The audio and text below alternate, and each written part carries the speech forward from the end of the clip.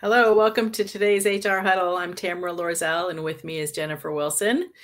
And we are here to talk about talent trends and what we're seeing related to HR and people. And one of the things that Jen and I know that we've been seeing and we've been talking about, for sure for the last couple of weeks as we've been traveling with our team and with some other consultants in the profession is, where does talent fit? And specifically, is talent as pressing of an issue as it was a year ago?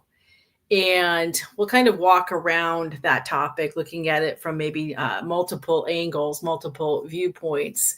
But we know that with the uncertain economy right now, with a lot of the changes and what's been happening with our federal government and our new administration, and with what firms are seeing, some of the ripple effects and impacts, especially if you have a not-for-profit practice and some of the executive orders that are impacting that, or that we're seeing, some organizations laying off people or maybe doing some hiring freeze. We're seeing a lot of that in the news, kind of hedging bets, waiting to see. And so, and that's not just in public accounting, but we're seeing that in other industries as well. And then within, public accounting, the PE with private equity, and that impacting talent as firms choose private equity, waiting to see and assess what do we have for talent, what do we need for talent, and pulling all of that together. But I think I might have said wait to see like 3 or 4 times already, Jen, and that might be the feeling that we're just having around talent. And it might feel softer. It might feel like we are more in control of talent than we have been in the last several years, where that's been the top issue according to AICPA and any of the reports and studies that you said, that we've read and that you've seen. Talent has been top, if not the top, one of the top 5, issues facing firms. And we think that feeling might be lessening. And we thought we should maybe talk about that today. What does that look like? And what might some of the impacts and things that you should consider as we're seeing some of these shifts and uncertainty? So, Jen, I know you've been reading about it and talking about it. What would you add to kind of that setup there? I think the setup's great, Tamara. I think we should just kind of dig into it. Yeah. And the question is talent as pressing an issue as it was a year ago? That's what we're asking. And for those of you who are online with us live, we'd love you to start chiming in on where you think it is. That would be awesome. We would say that we for sure have seen a softening in what I would call first the revenue stream to firms. Some of it is an anticipated softening. So it hasn't happened yet, but there's a feeling that that clients, especially higher ed clients, nonprofits, as Tamara mentioned, but any client, government contractors, any clients that have been relying on federal funding with all the sort of messages that are being given by the federal government right now about funding. There's some fear that there will be some revenue reduction or softness, that clients will feel it and they will start pulling back on services. We've certainly seen even before this administration came in that the big 4 last year had already, and maybe some of the larger firms started to reduce on their consulting and advisory talent.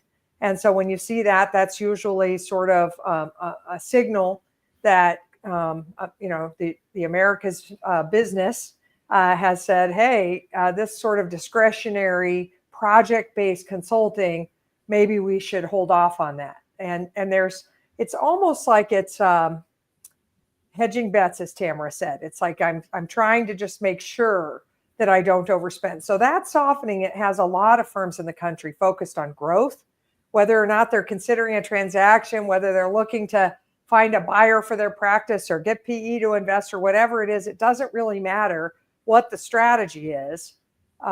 We're hearing a lot about, boy, we've got to figure out rainmaking. We've got to turn our attention to growth. We've got to build more pipeline and revenue. And that's good.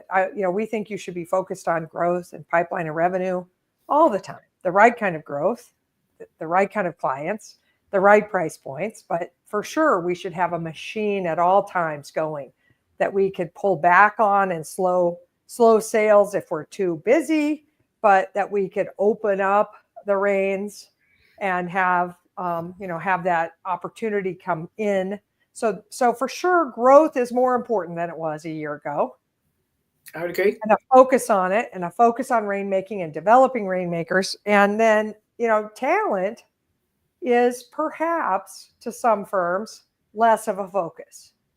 And when that happens, and it's, we've been in business at Convergence Coaching for 25 years, working with accounting firms in leadership and management the whole time, and strategy. So we've seen the ebb and flow of this. And Tamera and I think, would say, we don't think it's less pressing than it was a year ago.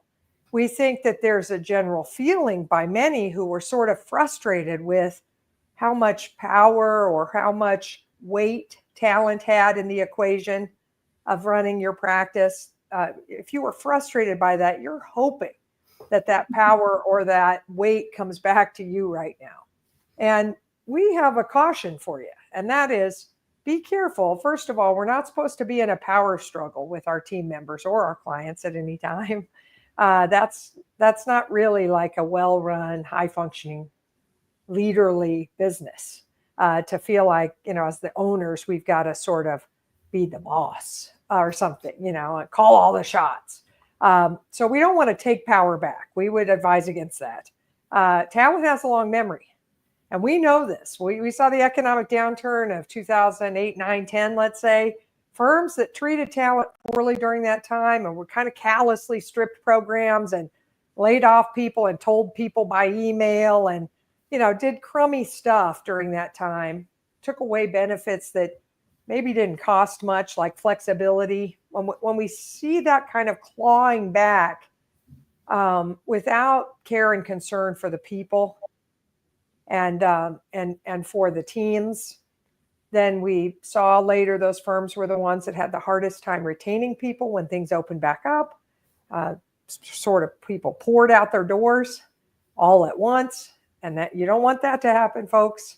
And then they went out during the time that they were being treated poorly and told others. Today, it's really easy to tell others because I can post sad and grouchy missives on, Going Concern and Reddit and Glassdoor, so that nobody will want to come work at your place either after we all pour through the doors when things lift back up. So don't forget that talent has a voice, but also talent has a good memory. And we don't want to take any rash positions, and we don't want to act like we don't care about our people. We need to maintain our compassion, our care, our empathy. Now, that doesn't mean that if we really see serious economic downturn, that we wouldn't encourage you to consider a very targeted and careful headcount reduction. Most firms that we know have held on to people that shouldn't have been held on to for very long.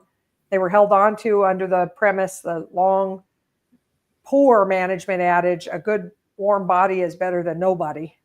And we would say that's not valid. And so if we had to do that, but we don't think most firms are in a position where they have to begin really looking at hard cuts. We just want to be careful that the spirit of talent first, talent is our most precious resource, human resources, talent, education, learning, development of our pipeline from high school or middle school all the way through to partner, that's less important. It's not less important. We just want to be sure that you don't give any of those vibes, that your culture doesn't take a weird twist or turn here. Be careful. Yeah. And I think that's a good point, Jen, is it doesn't mean let's lessen, what we're doing to invest in our people. And maybe we do it in different ways. Maybe we really invest in mentors, maybe we, find other ways to, really create, meaningful career paths for people and career development. We know that's one of the number one things that we hear requests for is I want, clarity about how I progress in my career, and I want to be invested in, but invested could be bring me along. It could be allow me to shadow. It could be, holding some round tables, but your team members want to be invested and know they have a place to grow. within your firm. So this could be an opportunity to say, how do we do that? It also could be an opportunity, like you said, Jen, to let go of some people that we've been hanging on to, that would, free up some space for your high potentials to be able to progress and see that that's what you're investing in, but also to say, how can we get the work done differently? We've been talking about that now for a couple of years. And we could say we could, let go maybe of some of those more expensive people that are really not working out. They're not in the right, position or the right role. But we've got maybe some non-CPAs, or we've got some workflows that we could, address, or we have some technologies that we haven't quite implemented yet that can help us get the work done differently, and maybe not so much as investing in more talent, where we've been like, we've got to find talent. Like that's been kind of the frenzy. We got to find people, we got to find talent. Maybe you have a little bit more breathing room there, so we can say, how can we do it differently? And be able to, look at some of those things that might have felt more proactive. How do we get that done? How do we be more strategic about that? But not lessen the importance of, hey, we need to figure out how to develop our people and continue to invest in them and have them feel like they're growing and being challenged and learning and achieving their goals that they want, for their careers too. Yes. Well, and Tamara, as you were saying that, I was thinking about all the people I'm hearing from right now that are saying that they are getting better candidates, better experienced candidate resumes right this minute. And I do think there is an opportunity to hire higher quality people than we might normally get in a super tight labor market. We know that some people are working at firms that have transacted, have been acquired, or have taken on outside investment money, and that some people don't want to continue to work in that environment and are leaving. And so those potentially better resumes might be hitting some of our HR listeners' desks. And there's an opportunity there. And this is the time to take advantage of that opportunity. Now, if you don't have an opening and somebody's really amazingly qualified, you have to decide, are we going to take the risk and take the investment and sell into that capacity? Or is there a trade we need to make? Is there somebody on the team that has been sort of that warm body, but not really having the potential to go forward, not high performance or even medium performance, more on the low performance side, that maybe we need to consider a trade? And we'd certainly discourage you from just not looking at those resumes because of this kind of uncertainty that we're experiencing. And we know not every firm is experiencing that uncertainty. Some are in specific industry niches that are really on fire and growing. And so they just can't keep up with all the opportunity that they have. They'll be the beneficiaries of these resumes coming too. But we definitely are hearing more of that. And we're seeing some more resumes come, not just, hearing about technical talent and those folks leaving, but also people in operational roles who are saying, hey, I don't see the long range need for me here. I can see that we're doing a roll up, and my operational role in my firm when it was smaller worked, but it's unlikely that I'll persist or continue here. And so Tamara and I are personally getting resumes from people in HR, learning, IT, various operational disciplines who are interested in evaluating other firms, preferably those that are going to remain independent where they could have roles. And so that's not the norm. Tamara and I are not the beneficiaries of those resumes all the time. In a much tighter labor market, there are none of them. We don't see any, so sort of silence on that front. Now we're just starting to hear a little bit of movement happen. And so, those are opportunities. They're also signals that we should pay attention to as a group and, wonder what that means for our organizations. We're hoping all this is temporary, praying, actually. I'm praying about it, praying for our nation, praying for our economy, praying that, some of this uncertainty will pass, and that somehow we will come together and and lift the economy and the performance of our country, I hope. Right. But right now it's feeling a little bit uncertain. And I think everybody's feeling that way, which is why we're seeing a little bit of softness Yeah. on the top line. Well, and that feeling of uncertainty goes down to all levels in your firm and your organization.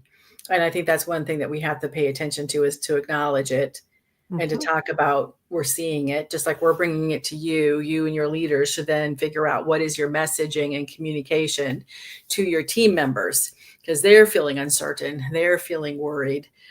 They may interpret things you're doing or not doing or silence as something they should be worried about. And if it is, let's be transparent about it and talk about what we're doing to address it. If it's not, we should for sure be telling them because you could lose some of your high potentials because we're silent and we're not addressing it or we're not talking about it.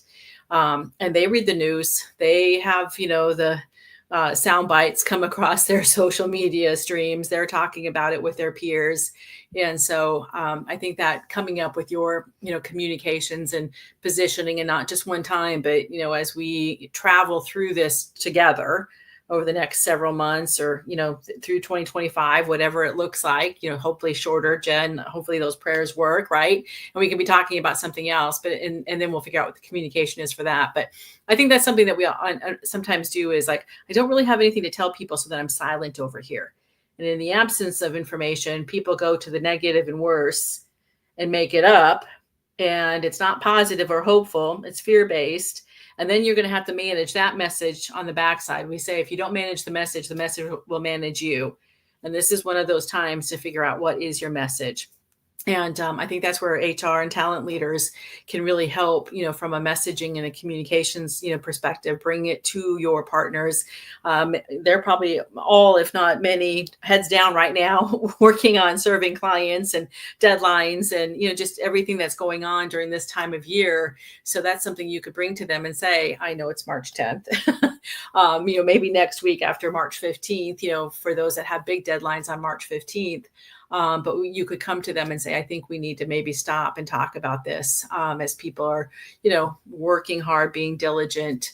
It's peak periods for people. What are we seeing? What are we watching? How are we addressing it? And then pick it back up again in April and talk more about it. Let them know that you're thinking about it and, you'll come back to them.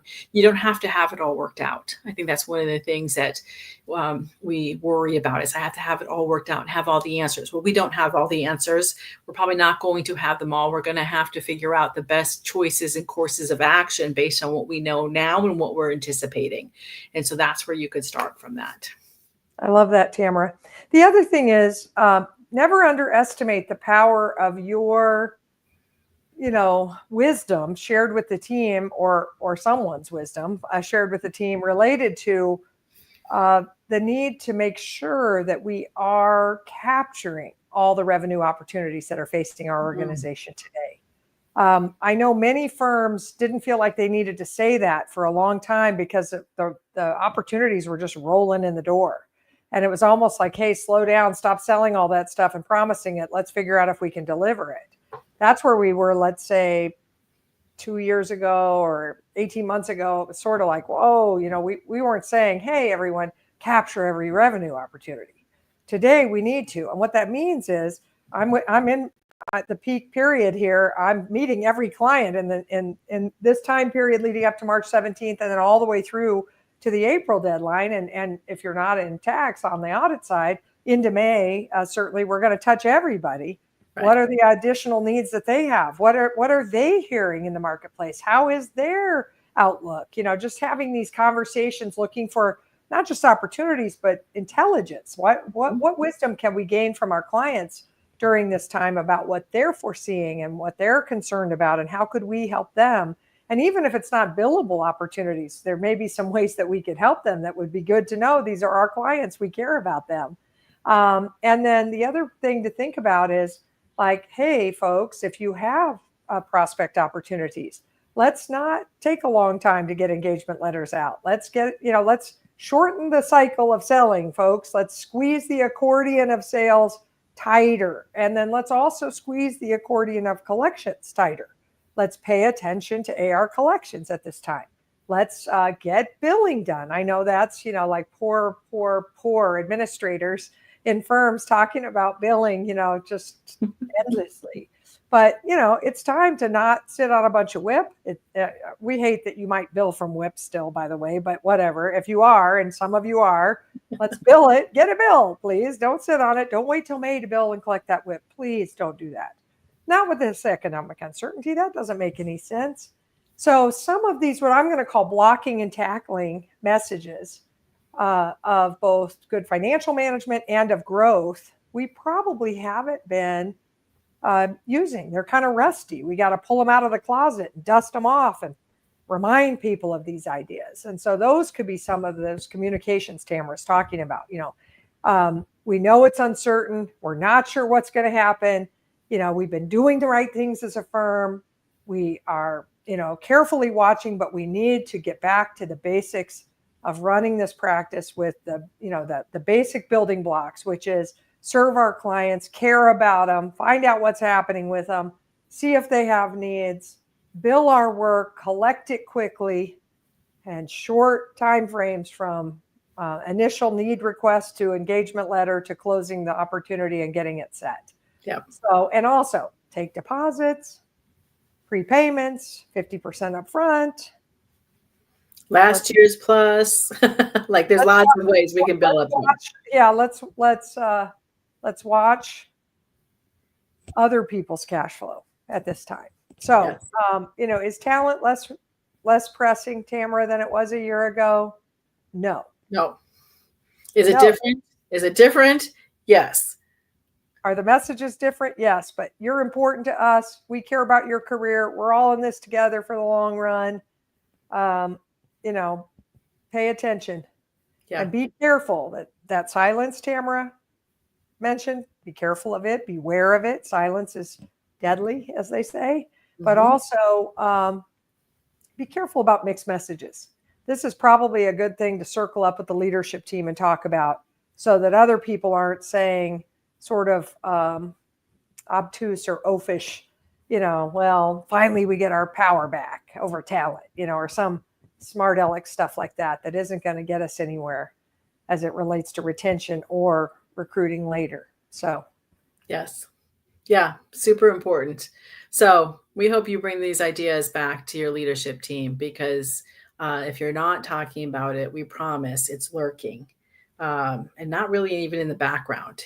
It's there for everybody. It's really in all of our, foreground for all of us. So, tell your talent they're important. Now is a really good time during peak period. We should be doing that anyway. It's probably required even more so this year than in other years, maybe, potentially. But then also, what should we be communicating? What can we do to really, focus on some of those actions that we could be taking. We'd love your ideas also. If you have thoughts on this, please message them to us, share them with us. And we look forward to seeing you next week in next week's HR Huddle. Thank you so much for joining us today.